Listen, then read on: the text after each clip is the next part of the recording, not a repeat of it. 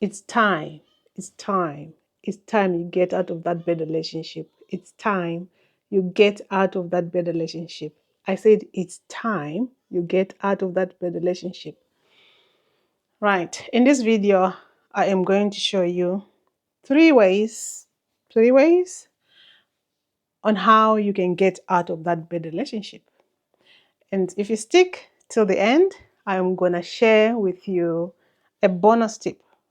This one, you want to stay until the end so you can learn about it. Right. Why am I qualified to speak about this?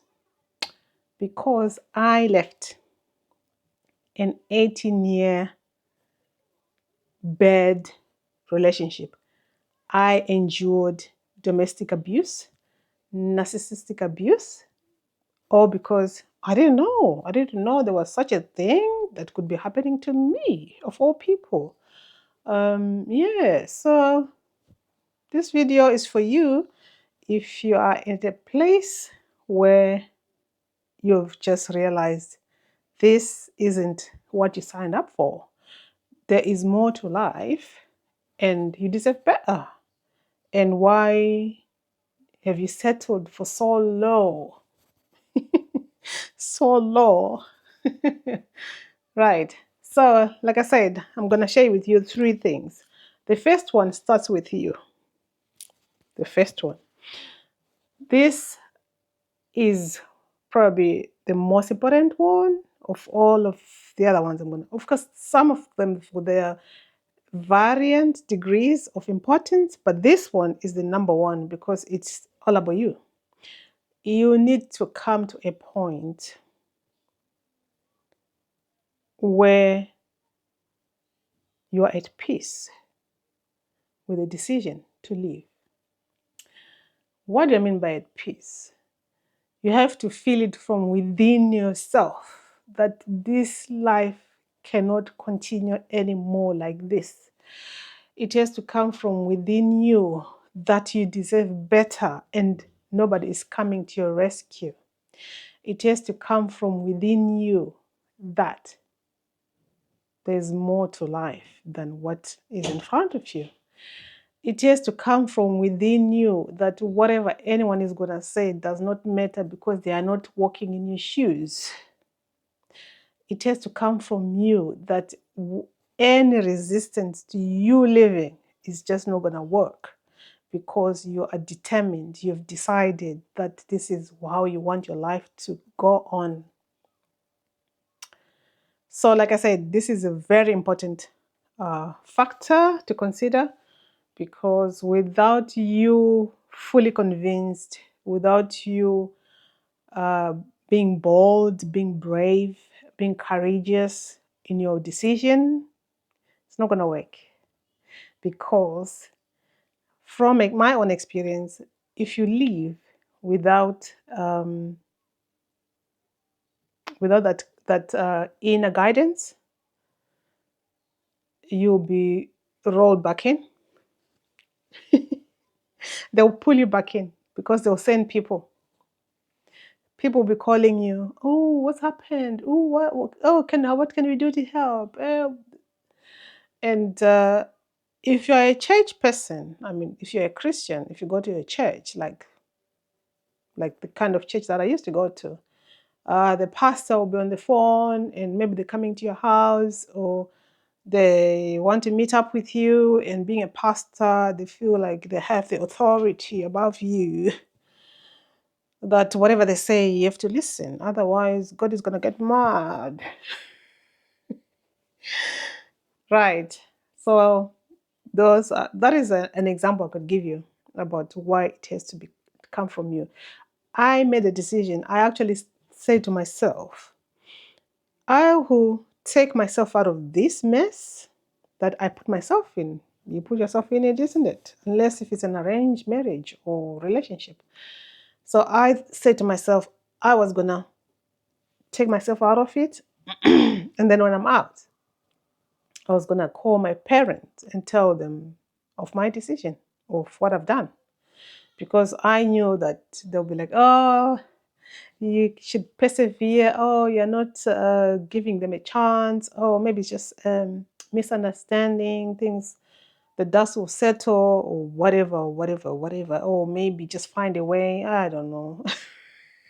I didn't care at that point because at the end of the day, it's my life. I'm living it. If I live according to what they want me to do or what they think, I mean, it's their opinion, right? So, mm-mm.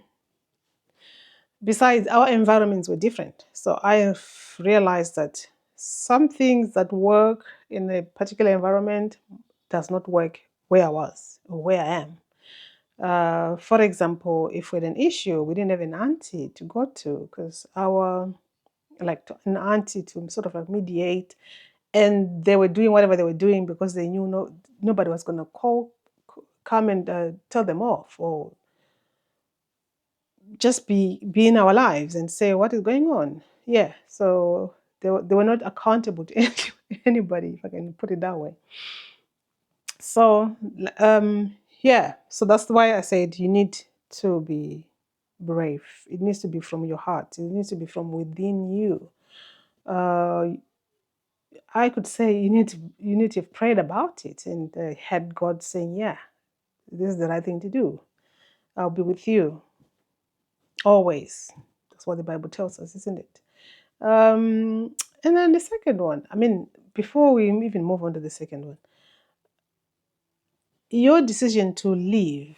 Obviously, you've realized that this is abuse, and um, you are tired of being anxious. You are tired of being emotionally drained, physically drained, no energy. You're tired of the constant put you down, the constant bombardment of how bad a person you are, a constant um, being told that there's somebody who knows you really, that have said that you don't even know the kind of person you are with, all the undermining. Oh my God. It's just like, what? You're always putting out fires. It starts here, put it out. It starts there, put it out. It starts there, put it out. You're being pulled sideways, left, right, center, forward, back. Yeah. There's a better way to live. Eh, there's a better relationship you can be in than the one you are in at the moment. So living is actually a very good decision that you can make for yourself, or if you've got children, for your children as well. I made it just for not for me, but for my kids as well, two of them. Right. So moving on to the next one. This one is probably one of the other reasons why people don't live, because the first one is finance. Uh, if you're not working, then you're going to start thinking, how am I going to look after my kids? How am I going to even look after myself? How am I going to even pay for our accommodation, living costs, you name it? And then you just be like, because what a narcissist or an abuser will do is to make sure you're financially dependent on them. So if you are in that kind of a situation, you just feel stuck, but you're not stuck. You are not stuck. You are strong because you've survived this. You can rebuild. You can find support. You can find help. It's everywhere. It's available. So don't let that put you off from leaving. I wasn't working. I hadn't been working for a good 4 years. I thought it was their way of wanting me to be a housewife, but if it's imposed on you, I don't think you receive it well. I mean, I believe you have to talk about things and agree about things as partners. So if one person has an upper hand over your life, there's no equilibrium, is there? Right. So finances is probably one of the things that will hinder you. Well, that will be like a barrier to you living. But like I said, don't let that stop you, because there's support available for you and your family. And the next one is just the fear of being alone. You are not alone. You are not alone. There's lots of people you'll come into contact with, and you'll be surprised. They'll be telling you of their tales, how they left, how they chose a better life for themselves. Because just realize that no one is coming to knock on your door and say it's time for you to leave, or this is not how you should live your life. There's nobody coming to save you. You have to make the decision yourself. You have to take yourself out of the situation, and help is available, support is available. Don't feel guilty, because that's another thing. You feel guilty that you're doing something wrong. Like, I've always felt that I was doing something wrong because I forgot about my needs and I was serving their needs. Like, I felt, oh, if I take the kids away from him, they won't be able to have a relationship. You won't be able to see them. I didn't think about how he's been treating us, how we've been walking on eggshells, how we've been emotionally abused, how we've been psychologically abused, you name whatever, financially abused. I mean, there were times we didn't have any food. We lived in a house where things get broken and things don't get fixed. So it was almost like a rundown house with people earning a good wage in it, but not wanting to do anything. So don't feel guilty. You're doing something right for you. And this is the only time you should put yourself first. Right. So the next point will be, you probably love them, don't you? You do. I did. Because that's what a relationship is, isn't it? You have to love your partner. And especially an abuser who hammer hard on you that you're not doing enough. You need to be doing this. You know, like some women look at so and so, they are so happy because, oh my God, you'll be given like countless examples. And then by the end of the day, you are like, you don't know what to do. You just like, anything you do is not enough. If you don't do anything, it's still bad. If you do something, it's bad. So, yeah. Now, the third one is planning your exit. You have to plan your exit from this bad relationship you found yourself in. Um, it's funny that when you decide to uproot yourself, I mean, the moment you're like, you pack your bags, you want to leave, this is the most dangerous time ever in the whole relationship, because now you are you're taking away their supply. You know, there's something called narcissistic supply. They depend on it for them to exist, for them to function. So now if you try to leave, they'll rather kill you. I mean, it's just as blunt as that. They don't want to lose, because this is a game. You didn't know you're in a game, and they were meant to be the only winner in the game, because you know a game has got a winner and a loser.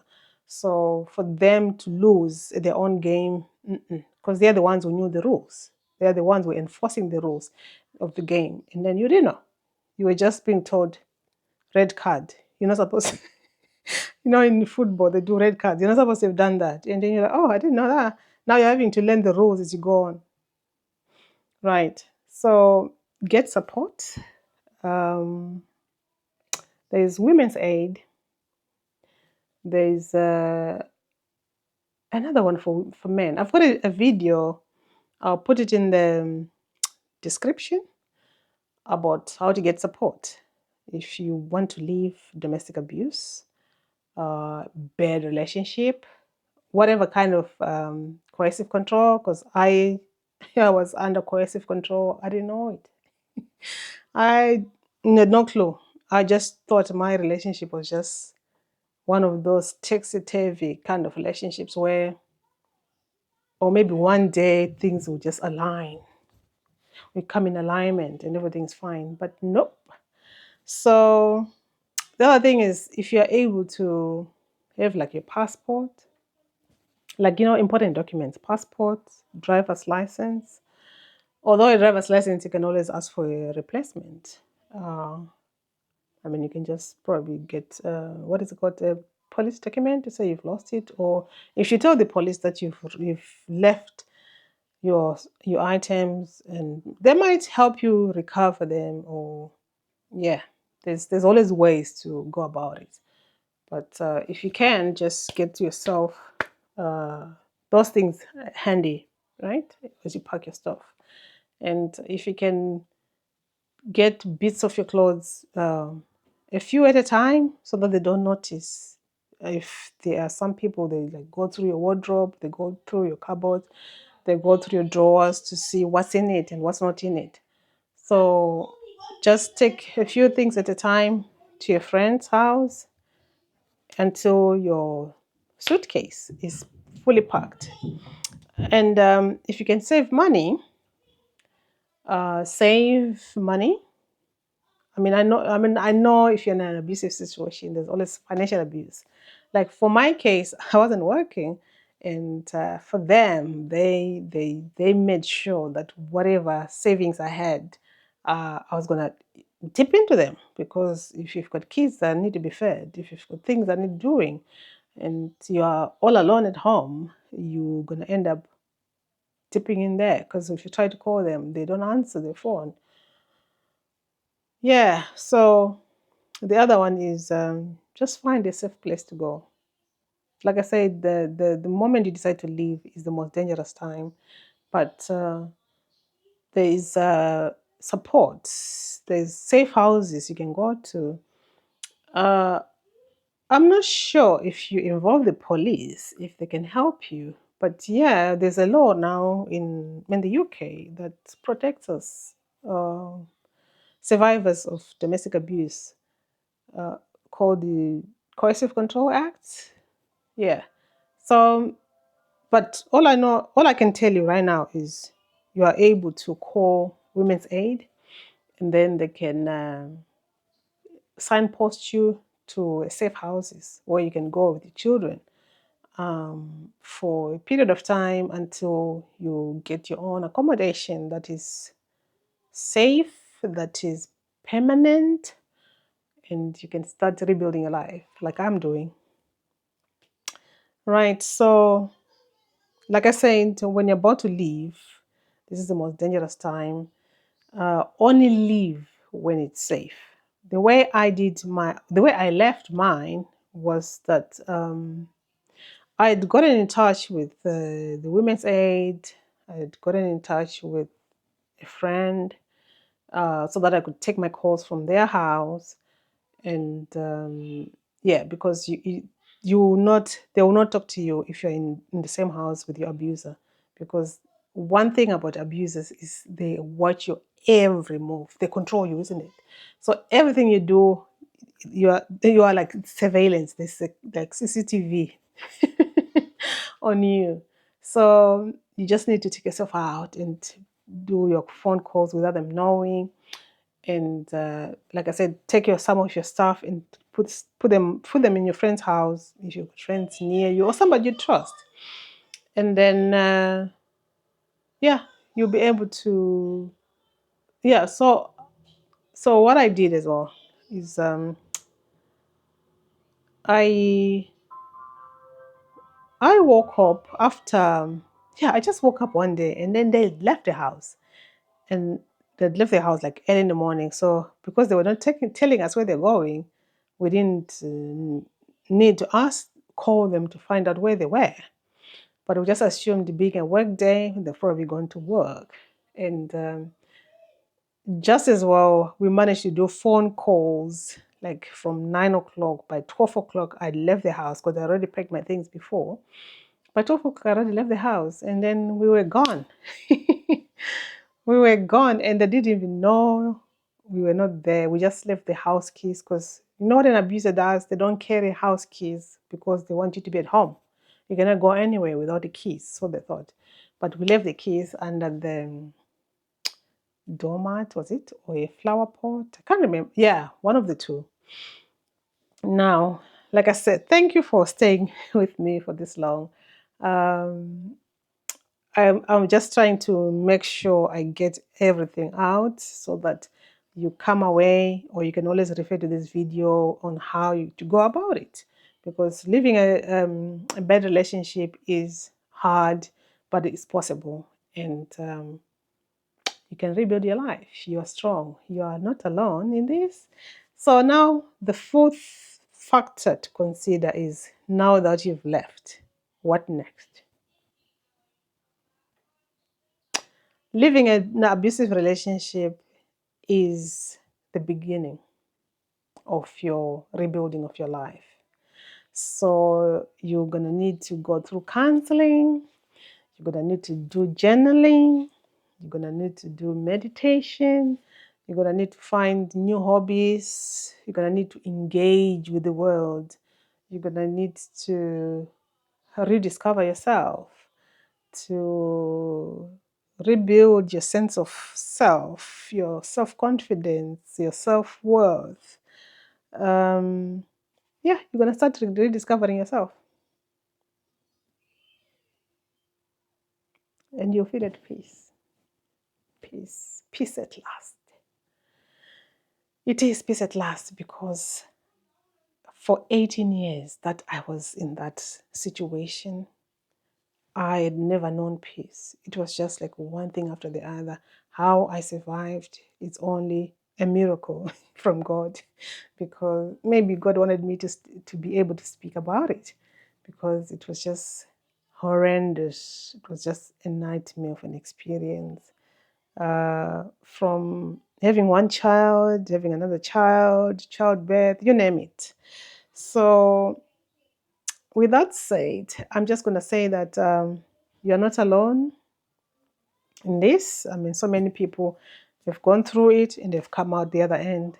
Yes, there's unfortunate instances where people never manage to come out, and yeah, it's just heartbreaking when things like that happen, because an abuser actually thinks they own you, and they put you in a place where they know you cannot help yourself. So they think they're winning, but yeah, we managed to escape without them knowing. You're strong. You deserve love. You deserve respect. You deserve happiness, joy. You deserve peace. Um, yeah, yeah. So, like, comment, share this video if you found it helpful. I thoroughly enjoyed sharing my experience and how you can get out of a bad relationship. 3 things, like I mentioned, maybe you did not catch them. First one is, you have to recognize what it is you're getting out of. You have to recognize that it takes only you to make that decision. If you ask people for their opinion, or if ask your abuser if it's a good thing for them, you're going to be stuck forever. The next one is the barriers to you living. The third one is just knowing that the time you want to leave is the most dangerous time, and what documents to take with you. And then the bonus one is just knowing that living is just the beginning of your rebuilding. You're claiming your power, so you can move from pain to power with Busi. With that said, thank you very much. Bye bye.